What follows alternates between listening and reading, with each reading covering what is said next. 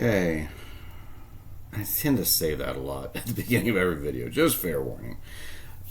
Let's continue. I left myself a note here. I'm not really happy where I left this, but that's okay because this is if you came away from lecture 1 there in the 3 4 5 triangle, it's like, Steve, I don't get it. It's okay. We're going to see this several times throughout the rest of the semester. It won't be the last time you see it. No big deal. There's some other common, and I'm going to pause and look those up real quick. Other common triangles you'll encounter. Since my pen's going to decide to join me here. 13, 5, and 12. Not 15. 12. 13, 5, and 12, as well as 25, 24, 7. These are common triangles that we'll find throughout this course from time to time, and these are right triangles that you can construct easily in a construction type scenario where I could just have a length of wood or some other construction material, 12 this way, 5 this tall, and the hypotenuse is going to end up being about 13. Much easier than, say, a lot of times in math we like the 30, 60, 90 triangle, and that's fine in a 45, 45 triangle, but if you had to measure the square root of 2 and then figure out what that length would be to correspond with that, that becomes a bit of a challenge. Okay, so anyway, like I said, don't worry too much. Worry about this, but this is not the last time you're going to see this. And so I'm going to pull this off. We're going to start lecture 2 here. Notice what I've done. I've put page numbers on all these. If you've not used engineering paper before, marvelous high quality paper. Notice there's a blank there for you to put your staple. Blanks up here to put stuff. Page numbers at this end. Don't write on the backs of engineering paper. Just don't do it. Don't write on the backs. Just the fronts. Okay, and the idea is that grid then can shine through. Okay. Lecture 2, page 1 of something. We'll figure out what something is. Lecture 2, this is mostly going to correspond with the chapter 2. This is chapter 2 in the Hibbler text, where we start talking about vectors. Right? Vectors and forces is really going to be a lot of our focus for quite some time through this course. Now, I assume in a physics class, they would have talked to you about scalars, and probably even in a calculus course, depending on where you are in your calculus sequence.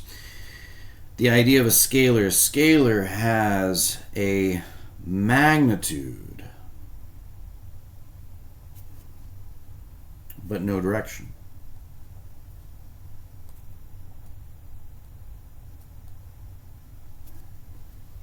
Magnitude, but no direction.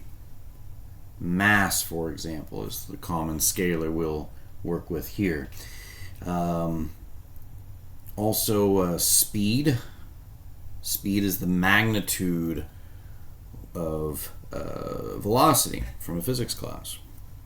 But a lot of times we're going to work with mass. We might work with the magnitude of force, but at any rate. And then we will have several vector quantities. Vectors very simply has a magnitude and direction. So I've got a pen here, and if I apply a certain amount of force straight down, you can see the behavior of the pen. But notice what happens if I change the direction of that force and I apply the force this way. Notice what happens.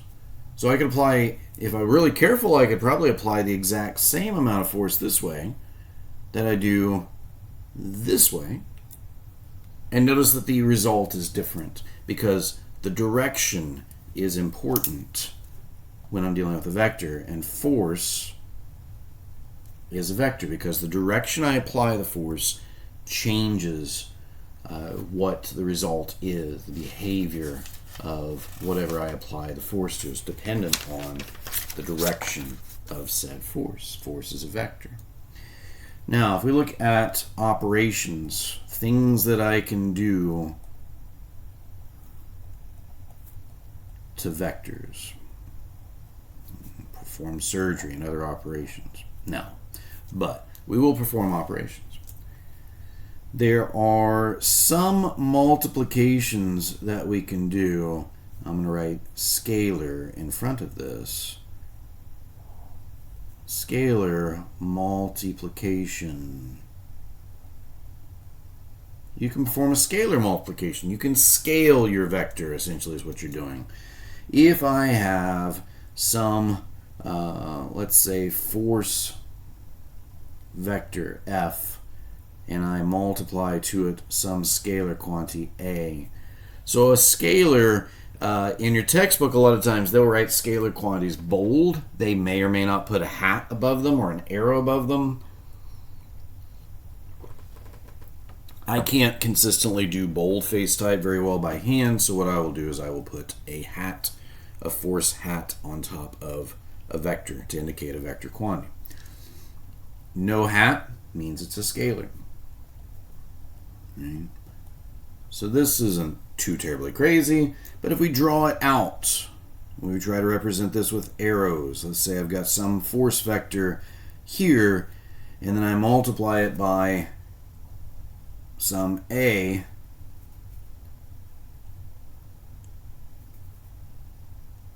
If A is greater than 0, I should say greater than 1 actually.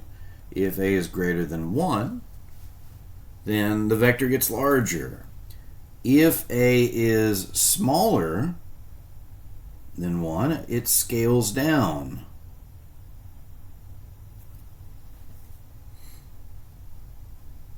If it's less than 0, it changes direction because it picks up a negative sign. It flips. But see this vector here, if I multiply it by a scalar that's greater than 1, it scales it up. It gets larger. If I multiply it by a scalar that's less than 1, it gets smaller. I scale it down.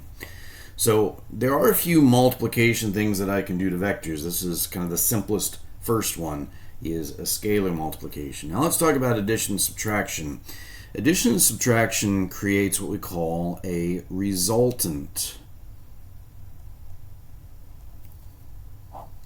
Resultant is the combination.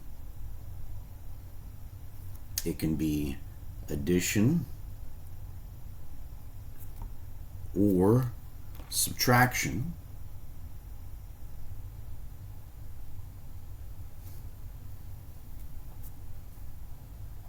of multiple vectors. That gives us a resultant. So let's say that I've got some vector A and I add to it some vector B. That's going to generate some resultant vector. And so I'm going to try to draw consistently A here. I should probably use the grid wisely and actually try to draw it consistently. Let's say this is vector A and this is vector B. Now, if for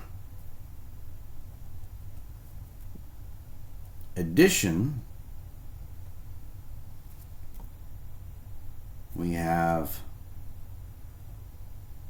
two methods. If you were wanting to add vectors together, you have two methods. One is the triangle, and two is the parallelogram.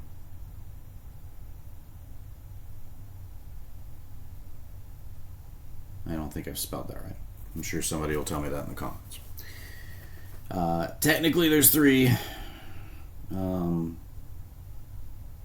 which is what we're going to do throughout the entire semester, is mathematically we'll add components. But right now, if we're talking about just graphically adding them, we have two main methods. We have the triangular method and we have the parallelogram method. Let me try to get my workspace tidy here. So if we were to employ the triangular method, what I would do, if I'm adding b to vector A, I would go ahead and draw vector A as it were. A. And then I would take the tail of vector B and apply it to vector A. B. And the resultant would go from the tail of the first vector to the head of the second vector. This would be A plus B equals R. Now if I do, and I can do this if I draw these very well, I can actually take protractor and ruler and actually draw these. If I can draw this accurately here and draw this accurately there, and I really wouldn't even have to have protractor and ruler. I could just use the grids on this paper and do a better job than I've done just now.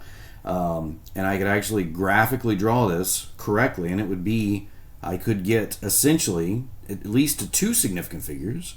I could get the same length and direction of a resultant that I would by doing so mathematically, which is what we're going to do essentially again throughout the rest of the semester. But parallelogram method says that if I take the 2 vectors and I draw them tail to tail, right, tail to tail, and I draw a parallelogram, so it means I dot out a side here parallel to B and dot out a side parallel to A, and I've not left myself enough room, as I sometimes do. I could draw where the 2 tails meet, and out here to where these 2 dotted lines meet, and I could draw vector R, and I would essentially have the same thing. If I do this very well, which I'm not, I'm doing it kind of quickly, I'd have the same length and direction of this line as I would this line. And I got close. I don't do this on a regular basis. I do this mathematically, which is what we're going to talk about. But in both cases, we're talking about A plus B give me some resultant R. Note, A plus B is going to equal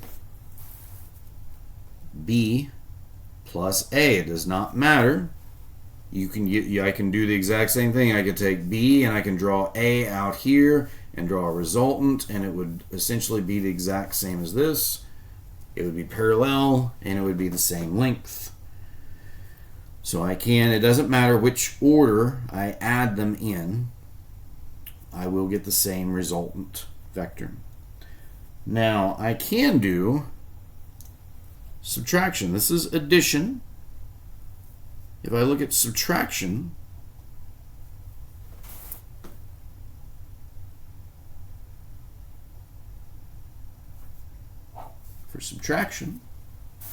let's say I've got the same vector A, roughly. Again, I'm not trying to draw these perfectly. I'm trying to go quickly here. Same vector B, and if I wanted to take A minus B, well, that would be the same as taking vector A and adding to it a -1 times vector B. I'd apply a -1 scalar. So what's going to happen is I'm going to then flip the direction of B. So I could draw A out here as it were, and then I would draw the negative from that head. I would draw the negative of B. I would draw B the same length, same direction, but in the opposite direction. This would be negative B, and this would be, my resultant would be here in this case. This would generate my result. Note, A minus B does not equal B minus A. And if A minus B gives me R, then B minus A would give me minus R. That's a nice stopping place. We'll pick up the next video from there.